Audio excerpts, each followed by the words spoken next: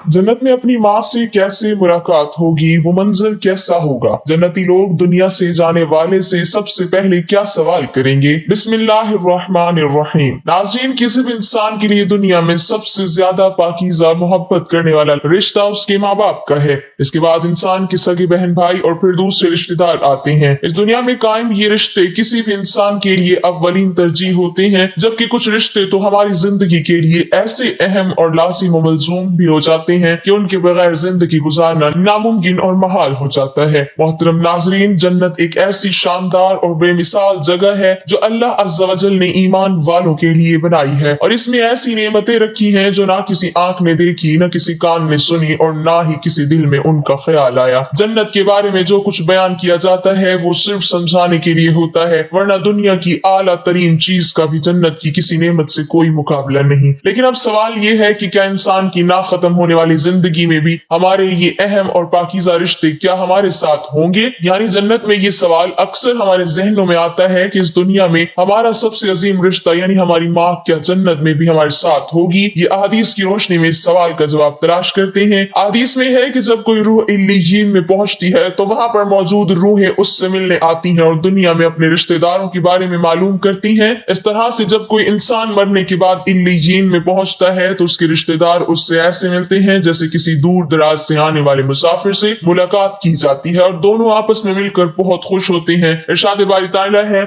ऐ मेरे बंदो, आज तुम पर ना कोई खौफ तारी होगा और ना तुम गमगीन होंगे। मेरे वो बंदे जो हमारी आयतों पर ईमान लाए थे और फर्माबरदार रहे थे, तुम भी और तुम्हारी बीवियां भी खुशी से चमकते चेहरों के साथ जन्नत में दाखिल हो जाओ। उनके आगे सोने के प्याले और गिलास गर्दिश में लाए जाएंगे, और इस जन्नत में वो हर चीज होगी जिसकी दिलों को ख्वाहिश होगी और जिसमें आंखों को लज्जत हासिल होगी। उनसे कहा जाएगा कि इस जन्नत में तुम हमेशा रहोगे। मोहतरम नाज़रीन, इन आयात से ये बात साबित होती है कि जन्नती मर्दों की बीवियां भी जन्नत में उनके साथ ही होंगी और एक साथ ही जन्नत में रहेंगे। वहां जन्नत में उन्हें हर वो चीज मुहैया की जाएगी जिसकी वो ख्वाहिश करेंगे। हजरत अबू हुरैरा रज़ी अल्लाह तआला अन्हु से रिवायत है कि रसूल करीम सल्लल्लाहु अलैहि वसल्लम ने इरशाद फरमाया, जिस वक्त कोई मोमिन बंदा मरने के करीब होता है तो रहमत के फरिश्ते सफेद रेशमी कपड़ा लेकर आते हैं और रूह से कहते हैं कि निकल जा, तू अल्लाह से रजामंद है और अल्लाह तुझसे रजामंद है। अल्लाह ताला की रहमत की जानिब और उसके रिज़्क़ की जानिब और अपने परवरदिगार की जानिब जो कि गज़बनाक नहीं है। फिर वो रूह इस तरह मुअत्तर हालत में निकल जाती है जिस तरह से उम्दा खुशबूदार मुश्क, और फरिश्ते हाथ पर उसे उठाते हुए आसमान के दरवाजों पर ले जाते हैं। तो आसमान वाले फरिश्ते कहते हैं, क्या उम्दा खुशबू है जो कि जमीन से आई है।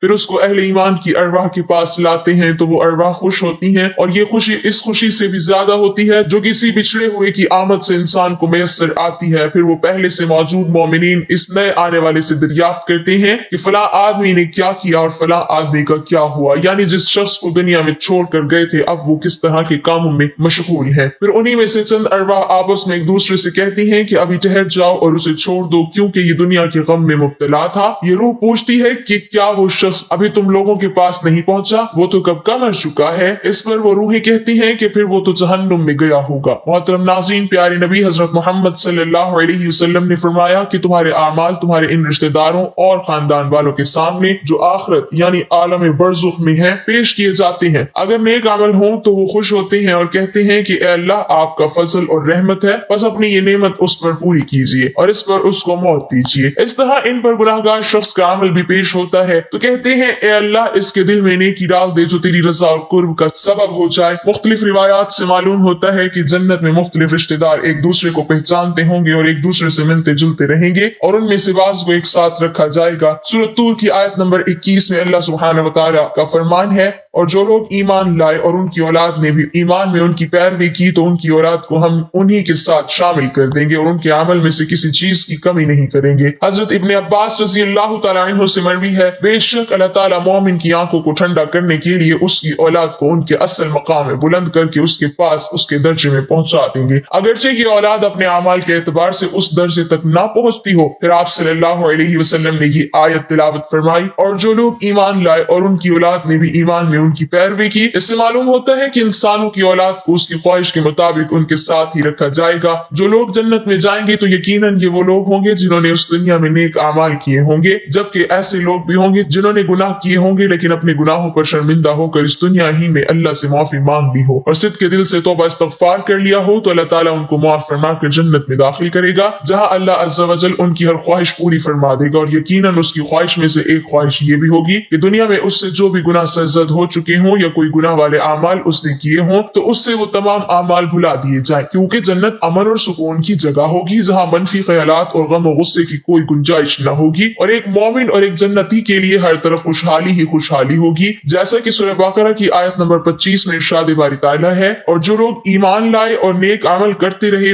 ان کو خوشخبری سنا دو کہ ان کے لیے جنت کے باغ میں جن کے نیچے نہریں بہ رہی ہیں، جب انہیں ان میں سے کسی قسم کا میوہ کھانے کو دیا جائے تو کہیں گے یہ تو وہی ہے جو ہم کو پہلے بتایا گیا تھا، اور انہیں ایک دوسرے کے ہم شکل میوے دیے جائیں گے اور وہاں ان کے لیے پاک بیویاں ہوں گی اور وہ جنت میں ہمیشہ رہیں گی۔ محترم ناظرین، ایک اور حدیث میں ہے کہ رسول اللہ صلی اللہ علیہ وسلم نے فرمایا جب اہل جنت میں داخل ہوں گے اور ان میں سے کسی کو اپنے بھائیوں اور رشتہ داروں سے ملنے کی خواہش ہوگی تو اس کا بستر اسے اڑا کر ان کے بستروں کے برابر پہنچا دے گا، اور پھر دونوں تکیہ لگا کر دنیا میں گزرے ہوئے دنوں کے بارے میں باتیں کرنے لگیں گے۔ ان میں سے ایک اپنے ساتھی سے کہے گا کہ اے فلاں، تمہیں یاد ہے کہ اللہ نے فلاں دن اور فلاں جگہ پر ہماری مغفرت فرمائی تھی، اس طرح کہ ہم نے اللہ سے دعا کی تھی اور اللہ نے ہمیں مغفرت کا پروانہ عطا فرما دیا تھا۔ رسول کریم صلی اللہ علیہ وسلم کے مزاج مبارک کے بارے میں متعدد احادیث مبارکہ میں بیان کیا گیا ہے کہ آپ صلی اللہ علیہ وسلم انتہائی شگفتہ مزاج تھے اور نرمی و محبت سے اور مسکرا کر بات کیا کرتے تھے، تاہم کئی بار آپ صلی اللہ علیہ وسلم بے اختیار ہنس بھی دیتے، مگر یہ اس وقت ہوتا جب آپ صلی اللہ علیہ وسلم آخرت کے حالات بیان فرما رہے ہوتے تھے۔ امام اسقلانی رحمۃ اللہ علیہ فرماتے ہیں یہ کہا گیا ہے کہ آپ صلی اللہ علیہ وسلم صرف آخرت کے امور میں ہنسا کرتے تھے، اگر کوئی معاملہ دنیا سے متعلق ہوتا تو اس پر آپ صلی اللہ علیہ وسلم صرف تبسم فرمایا کرتے تھے۔ آپ صلی اللہ علیہ وسلم نے ایک بار صحابہ کرام کو یہ آگاہ کیا کہ روز معاشر جب کسی کو جہنم سے نکال کر جنت میں بھیجا جائے گا تو اس کی حالت کیا ہوگی، اس پر آپ صلی اللہ علیہ وسلم نے ہنس کر واقعے کا احوال بیان کیا۔ بخاری شریف اور مسلم شریف میں یہ متفق علیہ حدیث مبارک یوں بیان کی گئی ہے۔ حضرت عبداللہ بن مسعود رضی اللہ تعالی عنہ سے روایت ہے کہ حضور نبی اکرم صلی اللہ علیہ وسلم نے فرمایا مجھے اچھی طرح معلوم ہے کہ سب سے آخر میں جہنم سے کون نکالا جائے گا یا سب سے آخر میں کون جنت کے اندر داخل ہوگا، یہ آدمی اپنے جسم کو گھسیٹتا ہوا جہنم سے باہر نکلے گا، چنانچہ اللہ تعالیٰ اس سے فرمائے گا جا جنت میں داخل ہو جا، وہ جنت میں داخل ہوگا تو اسے گمان گزرے گا کہ شاید یہ بھری ہوئی ہے، چنانچہ وہ واپس لوٹ کر عرض گزار ہوگا اے رب وہ تو بھری ہوئی ہے، بس اللہ تعالیٰ اس سے فرمائے گا جا جنت میں چلا جا، لہذا وہ جنت میں داخل ہوگا، جنت میں جا کر پھر گمان کرے گا کہ شاید یہ بھی بھری ہوئی ہے، بس وہ واپس لوٹ کر پھر عرض کرے گا اے رب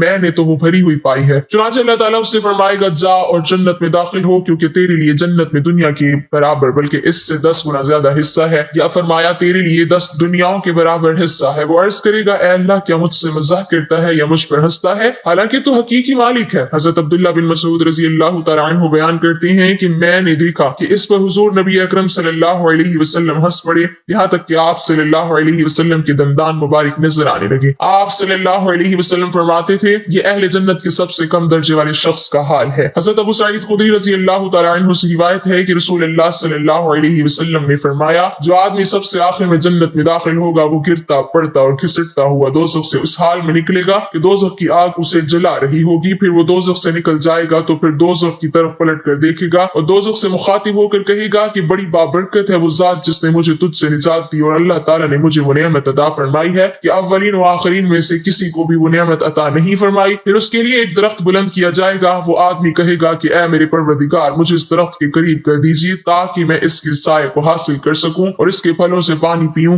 اللہ تعالیٰ فرمائیں گے اے ابن آدم اگر میں تجھے یہ دے دوں تو پھر اس کے علاوہ اور کچھ تو نہیں مانگے گا؟ وہ عرض کرے گا کہ نہیں اے میرے پروردگار۔ اللہ تعالیٰ اس سے اس کے علاوہ اور نہ مانگنے کا معاہدہ فرمائیں گے اور اللہ تعالیٰ اس کا عذر قبول فرمائیں گے کیونکہ وہ جنت کی ایسی نعمتیں دیکھ چکا ہوگا کہ جس پر اسے صبر نہ ہوگا۔ اللہ تعالیٰ اسے اس درخت کے قریب کر دیں گے، وہ اس کے سائے میں آرام کرے گا اور اس کے پھلوں کے پانی سے پیاس بجھائے گا، پھر اس کے لیے ایک اور درخت ظاہر کیا جائے گا جو پہلے درخت سے کئی زیادہ خوبصورت ہوگا۔ وہ آدمی عرض کرے گا اے میرے پروردگار مجھے اس درخت کے قریب فرما دیجیے تاکہ میں اس کا سایہ حاصل کر سکوں اور اس کا پانی پیوں، اور اس کے بعد میں اور کوئی سوال نہیں کروں گا۔ اللہ فرمائیں گے اے ابن آدم کیا تو نے مجھ سے وعدہ نہیں کیا تھا کہ تو مجھ سے اور کوئی سوال نہیں کرے گا؟ اور اب اگر تجھے اس درخت کے قریب پہنچا पहुंचा दिया तो फिर तू और सवाल करेगा। अल्लाह ताला फिर इससे इस बात का वादा लेंगे कि वो और कोई सवाल नहीं करेगा। ताहम अल्लाह ताला के इल्म में वो माजूर होगा, क्योंकि वो ऐसी ऐसी नेमतें देखेगा कि जिस पर वो सब्र न कर सकेगा। फिर अल्लाह ताला उसको दरख्त के करीब कर देंगे, वो इसके साए में आराम करेगा और उसका पानी पिएगा। फिर उसे जन्नत के दरवाजे पर एक दरख्त दिखाया जाएगा जो पहले दोनों दरख्तों से ज्यादा खूबसूरत होगा। वो आदमी कहेगा, ऐ मेरे रब, मुझे इस दरख्त के करीब फरमा दीजिए ताकि मैं इसके साए में आराम करूं और फिर इसका पानी पीऊं, और इसके अलावा कोई और सवाल नहीं करूंगा। फिर अल्लाह ताला उस आदमी से फरमाएंगे, ऐ इब्ने आदम, क्या तूने मुझसे ये वादा नहीं किया था कि तू इसके बाद और कोई सवाल नहीं करेगा? वो अर्ज करेगा, हाँ ऐ मेरे परवरदिगार, अब मैं इसके बाद इसके अलावा और कोई सवाल नहीं करूंगा। अल्लाह उसे माजूर समझेंगे क्योंकि वो जन्नत की ऐसी ऐसी नेमतें देखेगा कि जिस पर वो सब्र नहीं कर सकेगा। फिर अल्लाह ताला उसे उस दरख्त के करीब कर देंगे। जब वो उस दरख्त के करीब पहुंचेगा तो जन्नत वालों की आवाज सुनेगा, तो वो फिर अर्ज करेगा, ऐ मेरे रब, मुझे इसमें दाखिल कर दे। तो अल्लाह फरमाएंगे, ऐ इब्ने आदम, तेरे सवाल को कौन सी चीज रोक सकती है? क्या तू इस पर राजी है कि तुझे दुनिया और दुनिया के बराबर दे दिया जाए? वो कहेगा, ऐ रब्बुल आलमीन, तू मुझसे मजाक करता है।